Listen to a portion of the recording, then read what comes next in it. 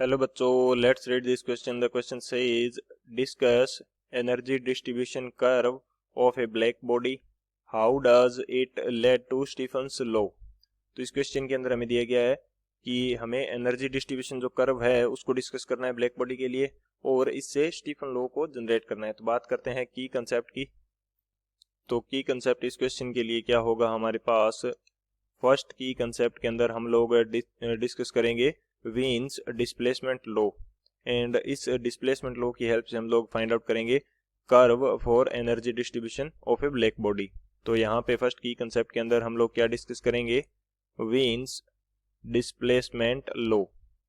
वीन्स displacement law, according to this law जो हमारे पास energy radiate होती है, मैक्सिमम एनर्जी रेडिएशन की जो वेवलेंथ होगी वो इनवर्सली प्रोपोर्शनल होती है ब्लैक बॉडी के एब्सोल्यूट टेम्परेचर के।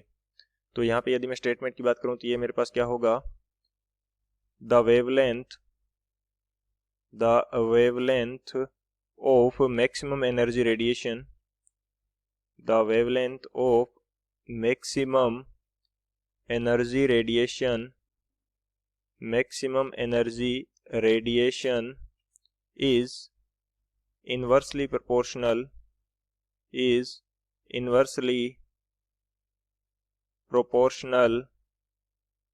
to absolute temperature, एब्सोल्यूट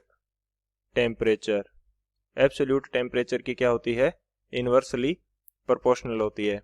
तो यदि मैं बात करूं कि मैक्सिमम एनर्जी रेडिएशन की जो वेवलेंथ है इसको मैंने बोल दिया लैम्डा एम, तो ये इनवर्सली प्रोपोर्शनल हो जाएगी टी के। जब यहाँ से प्रोपोर्शनलिटी का सिंबल हटाएंगे तो हमारे पास एक कांस्टेंट आएगा, तो lambda M is equal to B by T. ये जो कांस्टेंट बी है इसको बोला जाता है वीन्स कांस्टेंट। ये हमारे पास क्या रहता है, वीन्स कांस्टेंट रहता है। तो ये हमारा लो हो जाएगा Wien's displacement low. And secondly हम यहाँ पे डिस्कस करेंगे स्टीफन लो को। सेकेंड हम क्या डिस्कस करेंगे, Stefan's law. According to Stefan's law किसी भी बॉडी या सरफेस के द्वारा, किसी परफेक्ट ब्लैक बॉडी के द्वारा यदि बात की जाए, किसी भी परफेक्ट ब्लैक बॉडी के द्वारा जो टोटल एनर्जी पर सेकंड पर यूनिट सरफेस एरिया जो एमिटेड की जाती है वो डायरेक्टली प्रोपोर्शनल होती है absolute temperature to the power 4 के। तो यहाँ पे यदि मैं स्टेटमेंट की बात करता हूँ तो ये मेरे पास क्या होगा, टोटल एनर्जी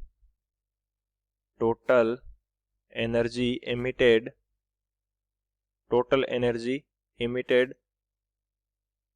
पर unit, total energy emitted per second per unit surface area,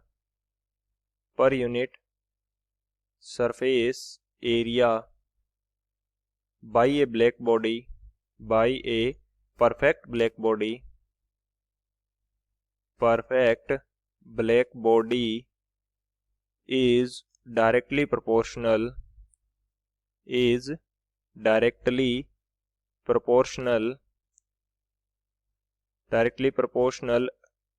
to fourth power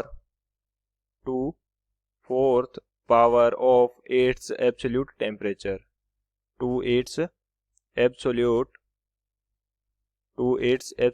temperature। यानी कि किसी भी ब्लैक बॉडी के द्वारा, परफेक्ट ब्लैक बॉडी के द्वारा जो एनर्जी रेडिएट की जा रही है पर सेकंड पर यूनिट सरफेस एरिया से, वो absolute temperature to the power 4 की क्या होती है, डायरेक्टली प्रोपोर्शनल होती है। तो इसको मैं बोल देता हूँ ई। हमारे पास क्या है, टोटल एनर्जी रेडिएटेड पर सेकंड पर यूनिट सरफेस एरिया। तो ये डायरेक्टली प्रोपोर्शनल हो जाएगी टी टू द पावर 4। जब हम प्रोपोर्शनलिटी का सिंबल हटाएंगे तो यहाँ पे एक कांस्टेंट आएगा, तो वो कांस्टेंट हमारे पास आता है सिग्मा। और ये जो सिग्मा है ये हमारे पास क्या कहलाता है, सिग्मा इज स्टीफन कांस्टेंट। ये हमारे पास क्या है, स्टीफन कांस्टेंट है। सिग्मा हमारे पास क्या है, स्टीफन कांस्टेंट। अब इन दोनों की कंसेप्ट की हेल्प से इस क्वेश्चन को सॉल्व करते हैं। तो सबसे पहले सॉल्यूशन के अंदर हम देखेंगे एनर्जी डिस्ट्रीब्यूशन कर्व। सॉल्यूशन की यदि बात करें तो सॉल्यूशन के अंदर सबसे पहले हम लोग डिस्कस करेंगे energy distribution curve for a black body. Energy distribution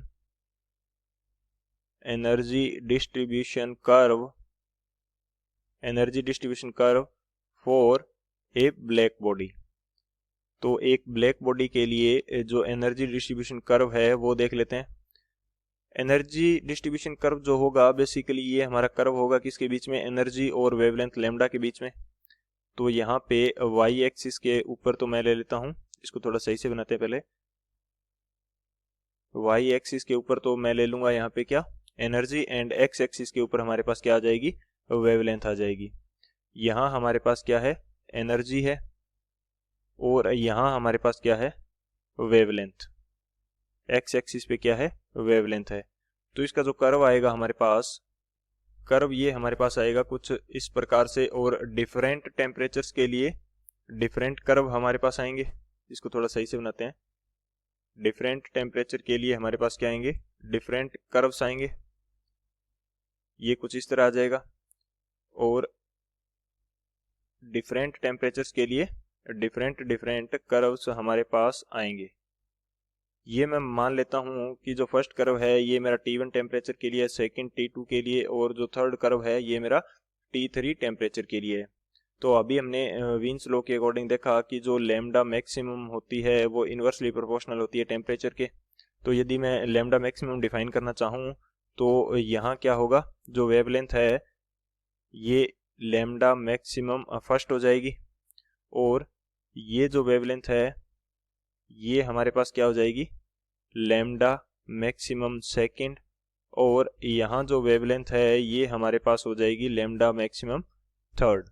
ये हमारे पास क्या हो जाएगी, लैम्डा मैक्सिमम थर्ड, यानी कि थर्ड कर्व के लिए ये हमारे पास क्या हो जाएगी, मैक्सिमम एनर्जी रेडिएशन की वेवलेंथ हो जाएगी।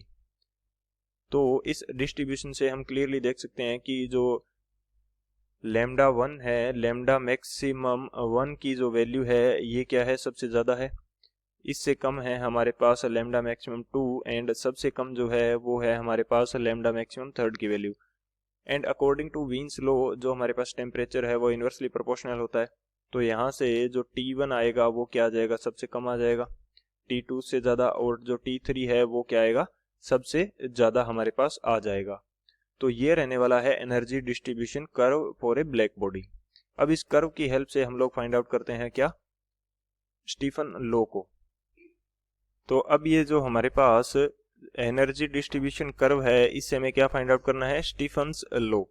तो इस जो एनर्जी डिस्ट्रीब्यूशन कर्व का वेवलेंथ एक्सिस या एक्स एक्सिस के साथ में जो टोटल एरिया है वो रिप्रेजेंट करेगा एनर्जी पर यूनिट सरफेस एरिया पर सेकंड को, energy radiated per unit time पर यूनिट सरफेस एरिया को। तो यहाँ पे यदि मैं स्टेटमेंट के रूप में लिखना चाहूँ तो ये मेरे पास क्या होगा, area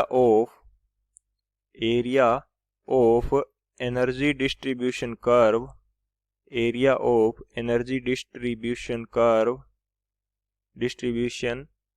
curve with lambda axis will represent total energy emitted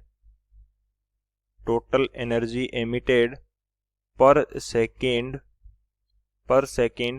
per unit surface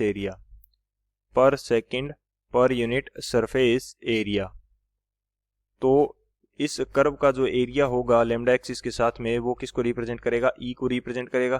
तो यहाँ पे यदि मैं बात करूँ तो एरिया किस प्रकार से फाइंड आउट करेंगे, एरिया ऑफ कर्व किस प्रकार से फाइंड आउट करेंगे, ये हमारे पास हो जाएगा ई इंटू डी लैम्डा, और इसका क्या कर देंगे, इंटीग्रेशन कर देंगे। इंटीग्रेशन कहाँ से कहाँ तक होगा इसका, 0 से इन्फिनिटी तक इसका इंटीग्रेशन कर देंगे, क्योंकि सभी वेवलेंथ की जो एनर्जी है वो हमें चाहिए। तो ये किसको रिप्रेजेंट करेगा, ये जो एरिया है ये इक्वल होगा ई के, एनर्जी रेडिएटेड टोटल एनर्जी, इसको मैं बोल देता हूँ ई टी, इसको क्या बोल देता हूँ, ई टी बोल देता हूँ। और वो हमारे पास क्या है, एनर्जी है लैम्डा मैक्सिमम के लिए जो हमने देखी थी, और ये हमारे पास ई टी क्या आ जाएगी, टोटल एनर्जी। तो ये जो टोटल एनर्जी है ये डायरेक्टली प्रोपोर्शनल होती है किसके, टेम्परेचर टू द पावर 4 की। तो यहाँ से जो ई इंटू डी लैम्डा, यानी कि ये जो एरिया है इस कर्व का ये किसके डायरेक्टली प्रोपोर्शनल आ जाएगा, टेम्परेचर टू द पावर 4, और E into D lambda, and इसका इंटीग्रेशन 0 टू इन्फिनिटी। जब इंटीग्रेशन का सिंबल हटाएंगे तो ये हमारे पास यहाँ पे क्या आएगा, स्टीफन कांस्टेंट सिग्मा। तो और ये हमारा क्या हो जाएगा इस प्रकार से, ये हमारा हो जाएगा स्टीफन्स लॉ। ये क्या हो जाएगा, स्टीफन्स लॉ। और स्टीफन्स लॉ के अंदर हमने सेकंड की कंसेप्ट के अंदर देखा कि जो टोटल एनर्जी होती है वो क्या होती है, ई टोटल मैं बोल देता हूँ इसको ताकि कोई कंफ्यूजन ना रहे। ई टोटल क्या होता है, sigma into T to the power 4। की कंसेप्ट में भी हम इसको ई टी कर देते हैं ताकि हमारे पास ना रहे। तो ये हमारे पास क्या हो जाएगा, ई टोटल, क्योंकि टोटल एनर्जी रेडिएटेड की बात की जा रही है। तो ये हमारा क्या हो जाएगा, फाइनल आंसर हो जाएगा। So this is our final answer. I hope you understood it well. Best of luck to